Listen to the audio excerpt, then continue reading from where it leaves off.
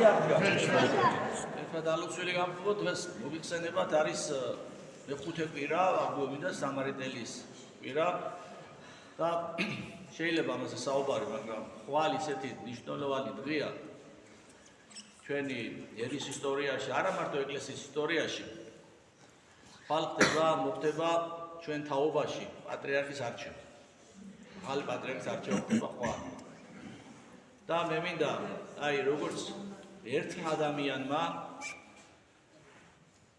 ჩემი სურვილი, რასაც დიდი ხანია უკვე რასაც თხოვ მე ღმერთს, მინდა ეს გამაღლა თქვა, რომ სოლომონ ბრძენის როცა წარგაო ფლისტინაში გახდა მეფე, რას მთხოვო უფალია უნდა მომეცი სიბრძნე, რომ ჩემი ქვეყანა ბრძნულად მართო.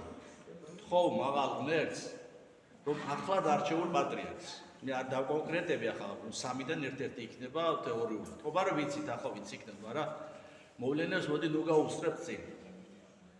ახლად არჩეულ პატრიარქს მიმადლოს უფალმა სიბრძნე, რათა მან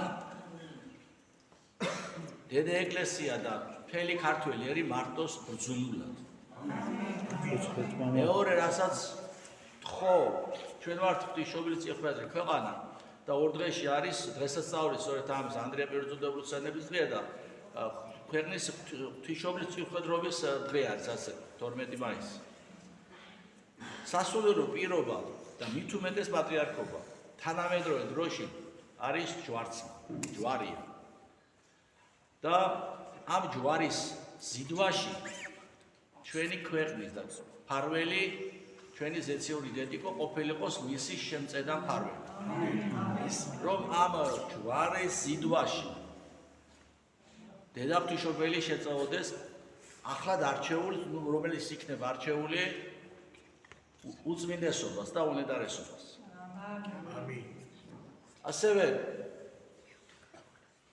ჩვენ ვიცით, რომ აქ განსვენებული მერთმა გამინათოს მისი სული ჩვენი პატრიარქი საყვარელი ძვირფასი, რომელსაც ნამდვილად ეპოქა შექმნა და ეს დარჩება ისტორიაში. ჩვენ დაგვიტოვა ძალიან ბევრი რამე დატოვა, მაგრამ განსაკუთრებული ფორმულა, ღმერთის სამშობლო ადამიანი. ეს დარჩება საუკუნეებში, საუკუნეებს გადავა ვიდრე მეორედ მოსვლამდე, ვიდრე ქართველი იარსებებს და ქართველი სული იარსებებს. მეორედ მოსვლას ჩვენ შევხვდებით. ეს ფრაზა, უბრალოდ ეს გამონათქვამი, ეს ფორმულა, რაც შეიძლება, რაც გვინდა ის უყდოდოთ, დარჩება საუკუნეების მანძილზე. ღმერთის სამშობლო ადამიანი.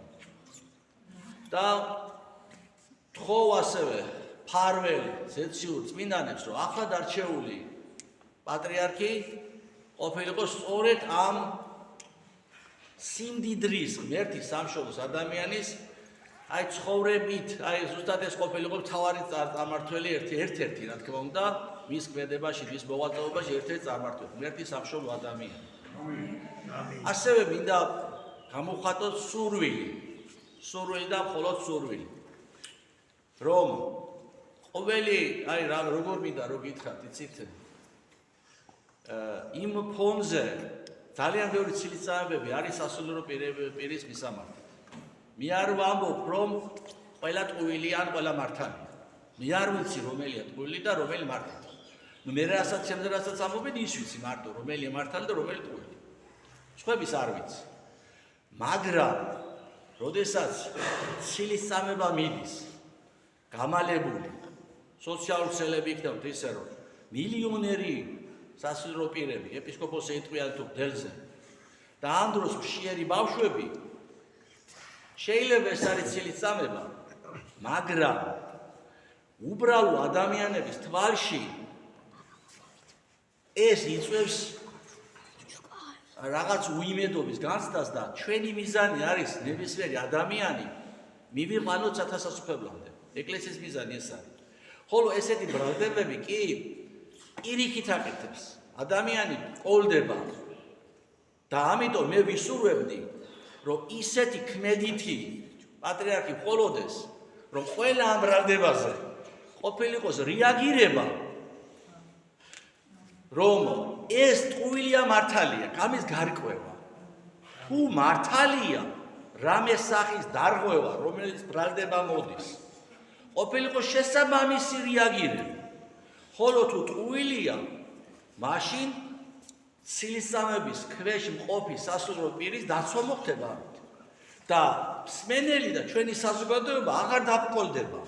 თურმე ტყუილი ყოფილა ეს ყველაფერი და აღარ დაბრკოლდება და მისი სასუფევლამდე მიყვანა გაადვილდება. აი ვისურვებდი რომ ასე ყოფილიყოს. დღემდე მაგალითად რაცაც მე უყურებ ლანძღე მღვდელი, ლანძღე ეპისკოპოსი, გამკითხველი არ ხავს არავინ, ტყუილს ამბობ, მართალს ამბობ.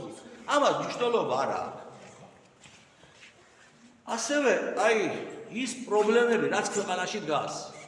როდესაც მაგალითად გარკვეული პიროვნებები, სასულიერო პირები მათ შორის ამბობენ რომ მაგალითად ავიღოთ ერთი დეტალი, კაზინოებით იზარცვება ქვეყანა. თუ ეს ასე არ ხდება, მაშინ უნდა ითქვას, რომ ესენი ცდებია.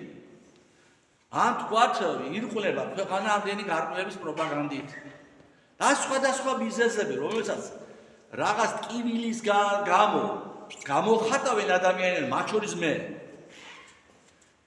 ამაზე უნდა იყოს რეაგირება. არა სიჩუმე, არამედ თქმა იმისა, თუ ეს ტყუილია, მე ვისურვებდი ასეთ პატრიოტს. ძალიან მინდა ასე იყოს. თუ ეს ტყუილია, მაშინ გვითხრით, რომ ეს ტყუილია. რომ კაზინოებით არ იზარცვება ქვეყანა, ბატონო. არც უცხო ტომელები არის გავსილი ქვეყანა და ქართული ეთნოსის ყდომა რომ არ ხდება. გვითხრით ეს. ან მაშინ დაგვეთანხმდით. აი ასეც ვისურვებდი ნამდვილად რომ გავერკვეთ. მართალია ეს ყველაფერი თუ უბრალოდ ჩვენ გვეჩვენება.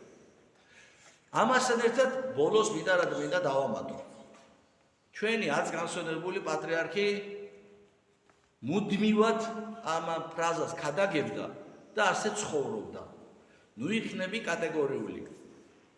ამიტომ ჩემი უმორჩილესი თხოვნა არის, რასაც ახლა მე ვამბობ, კატეგორიულობის დონით კი არა. მივიღოთ ის, რომ უბრალოდ ჩემთვის ფიქრები ხმამაღლა. რადგან ახლად არჩეულმა პატრიარქმა თვითონ უფრო მშვენივრად იცის, როგორ უნდა მართოს ეკლესია და ჩვენი სამშობლო. იმ სამშობლოს გაგებით, რომ როგორცაც ევალება მას, თორემ ქვეყნის მართველი ხელისუფლება არის, რა თქმა უნდა. და მხოლოდ ეს არის ჩემი ფიქრები ხმამაღლა. და მეტი არაფერი, არანაირი კატეგორიულობა აქ არ აქვს. მხოლოდ სურვილი ხმამაღლა ნათქვამი. ჩვენთან არც ღმერთი.